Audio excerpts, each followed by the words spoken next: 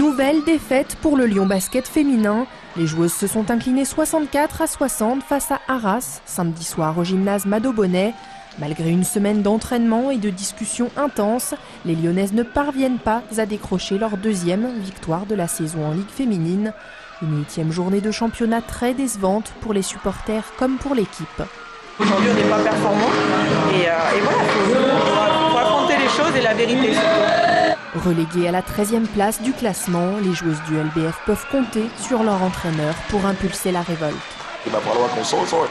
C'est comme si on était dans du sable mouvant et que moi je serais toujours là pour dire les filles, il faut s'en sortir. On ne va pas mourir, on ne va pas se laisser aller, laisser sombrer sous l'eau. Non, on va s'en sortir. Et il faut qu'on s'en sorte parce qu'on est si près. Dimanche prochain, les Lyonnaises se déplacent en Basse-Normandie pour affronter Mondeville. Coup d'envoi à 15h30.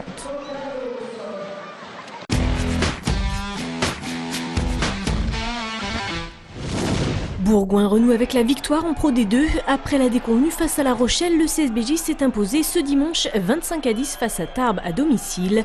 Les Bergaliens se sont rapidement mis à l'abri grâce à 2 essais signés Philippe Emanou et Fabio da Silva. Mais les Célégrena ne sont pas parvenus à inscrire la 3e réalisation, synonyme de bonus offensif. Grâce à ce succès, Bourgoin remonte à la 9e place du classement et mettra son calendrier à jour la semaine prochaine en disputant la rencontre à Aix-en-Provence initialement prévue le 5 novembre et reportée en raison des intempéries. L'équipe de France de hockey sur glace ouvre sa saison internationale sur une défaite face à la Norvège 2-1 vendredi soir à Lyon. Un match qui avait une saveur particulière pour le régional de l'étape, le gardien de but Fabrice Lenry, puisqu'il est natif de Lyon et qu'à l'occasion de ce match, il célébrait ses 20 ans de carrière sous le maillot bleu. Je suis originaire de Lyon, j'ai ma famille qui est à Lyon. C'était vraiment gentil de la part de la fédération de faire ça parce que ça ne s'est pas fait souvent. En 20 ans justement d'équipe de France, j'ai pas vu beaucoup de joueurs être souvent récompensés pendant leur carrière. Si la défaite est forcément un peu amère, les Français n'ont pas à rougir de leur performance face au 6e des derniers championnats du monde.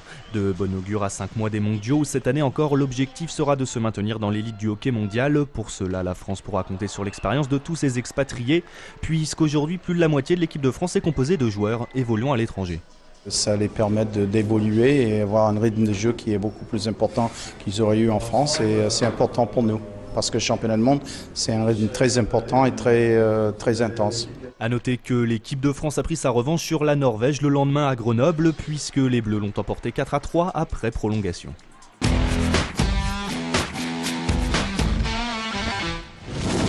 Les lutteurs de Lyon-Saint-Priest ont battu samedi soir les champions en titre Sarreguemines 9-5 lors de la 4e journée de championnat de France de lutte par équipe.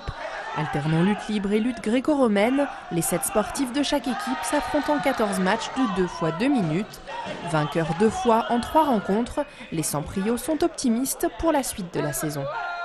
Il y a du très bon, il y a du positif parce que on s'attendait à gagner à l'extérieur. On a eu un petit problème d'arbitrage, donc on perd, mais ça se passe plutôt bien, on va dire, plutôt bien. Et le club de Saint-Priest peut compter sur un soutien de poids. Cette année, on a un renfort étranger, Shamil Akhmedov, qui est champion du monde junior, qui est en équipe nationale russe et qui fait un peu office de locomotive parce qu'on sait que c'est un point fort et qui nous rapporte toujours 2 matchs gagnés le samedi soir. À égalité de points avec Sarreguemines et Nice, Saint-Priest aura besoin d'une victoire face à Belleux samedi prochain pour espérer participer aux demi-finales du championnat. Mais pas seulement, les Saint-Priaux devront aussi compter sur la défaite de Nice face à Tourcoing. Les autres résultats de ce week-end, l'Asvel chute à nouveau en championnat et s'incline 77-68 au Havre. Les Villeurbanais concèdent leur 4e défaite en 6 journées de Pro A, avant de recevoir mardi soir le club espagnol de Valence pour la première journée d'Eurocup. En rugby, pour son tout premier match en Coupe d'Europe, le Loup a laissé échapper la victoire 27-19 à Newcastle. Les Lyonnais disputeront la 2e journée face à Toulon dans leur tout nouveau Matmut Stadium, samedi prochain à 20h45. Enfin, défaite également pour le LHC, la 7e en 10 journées de D1. Les Lions de Pascal Marjorie s'inclinent lourdement à Brest 7-2, avant d'accueillir la Lanterne Rouge Valence samedi à la patinoire Charlemagne.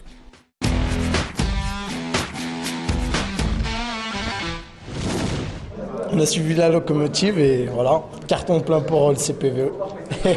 Une soirée couronnée de succès pour le club pugilistique de Villeurbanne samedi soir à la salle Raphaël de Barros.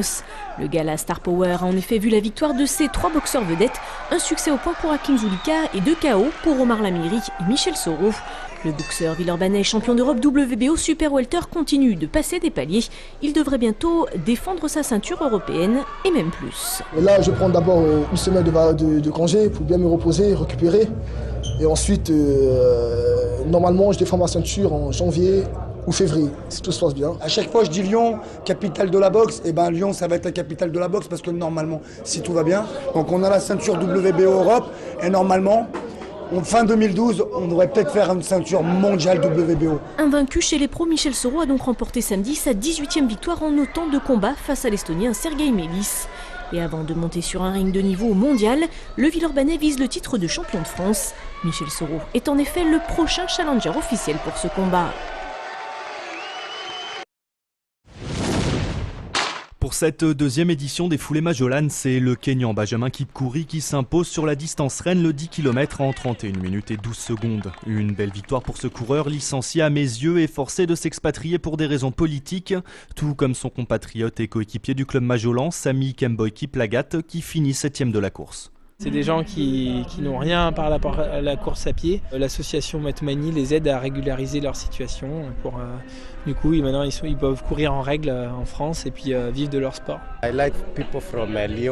J'aime les gens de Lyon, ils me supportent beaucoup, spécialement aujourd'hui à mes yeux. Ils m'ont encouragé à chaque coin de rue, c'est comme ça que j'ai eu suffisamment d'énergie pour gagner la course. Avec son temps de 31 minutes et 12 secondes, Benjamin bat le record de l'an dernier de plus de 2 minutes. Chez les femmes, c'est la Kenyane Jeptou Kipsang qui l'emporte en 37 minutes 30 secondes, établissant là aussi un nouveau record.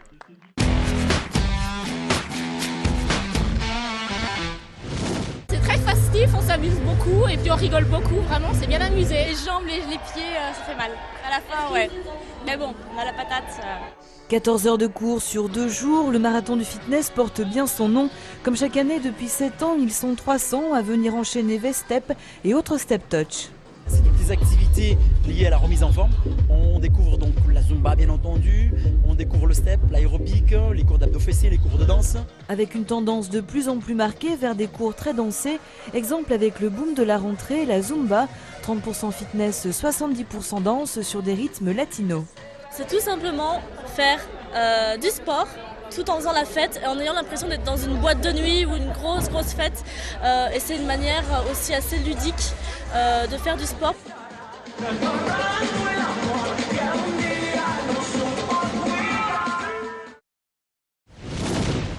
C'est la fin de cette émission. Notez l'adresse mail du Club des Sports. Vous avez maintenant la parole pour le temps additionnel.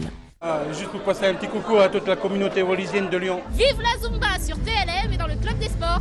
Le basket, c'est génial, c'est le sport idéal. Je voudrais bien passer un petit bonjour à toute la famille.